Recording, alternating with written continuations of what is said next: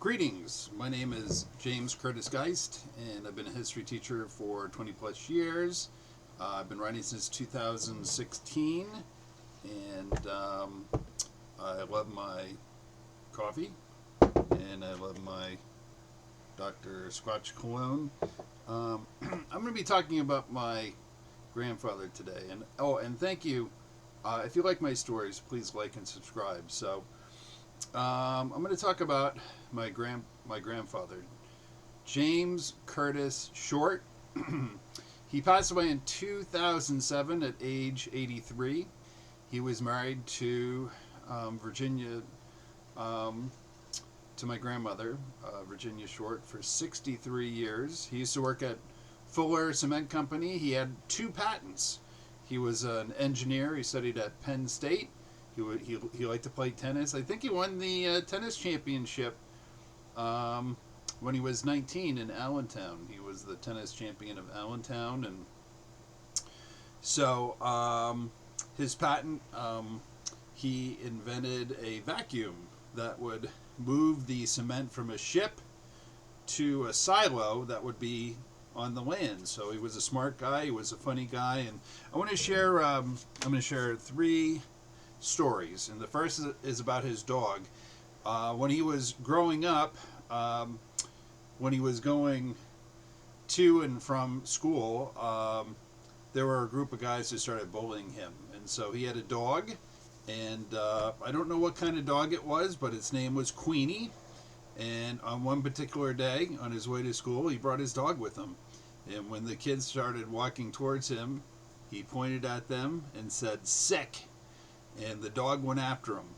And after that, the bullies left my grandfather alone. So that's the first story.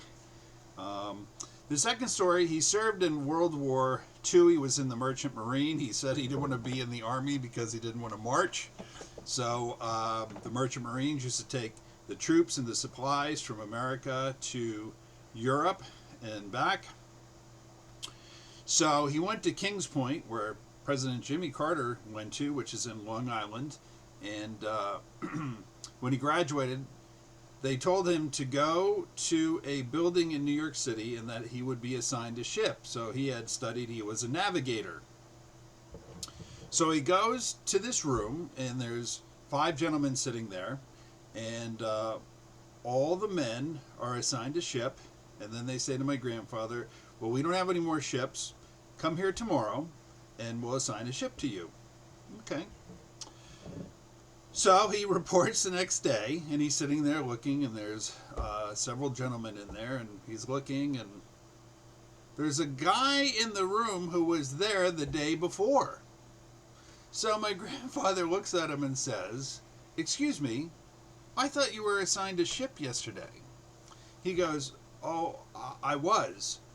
He goes, "Well, what are you doing here?" He said, "Well, as the ship was sailing out of the New York harbor, we got hit by a Nazi submarine. So a torpedo hit this ship and sank the ship." Now, I was aware that there were Nazi subs. I live in northern New Jersey. I knew off the coast of New Jersey that there were Nazi submarines. I had never heard that there were Nazi subs in New York Harbor. It doesn't get talked about much. I don't know if it would that be classified, but my grandfather, if he said it happened, it happened.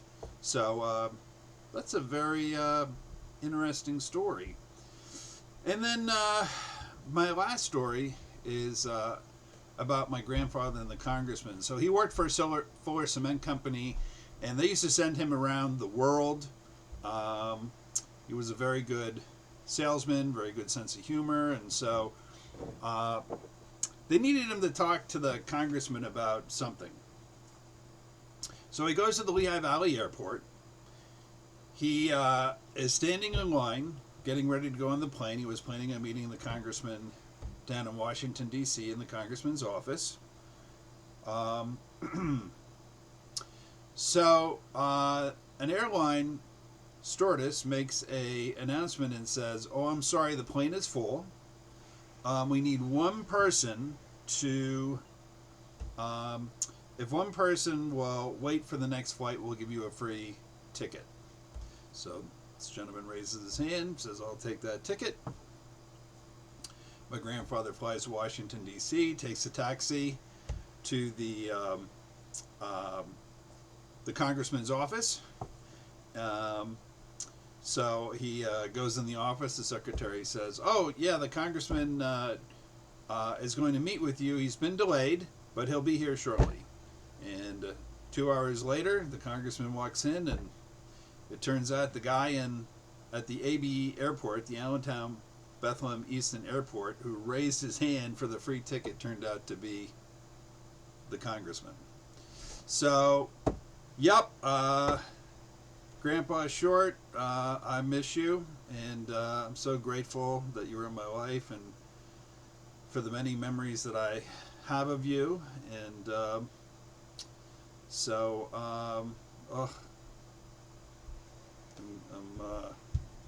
miss him. So God bless you. God bless all humans. God bless all ETs. All my books are on Amazon, and thank you so much for listening.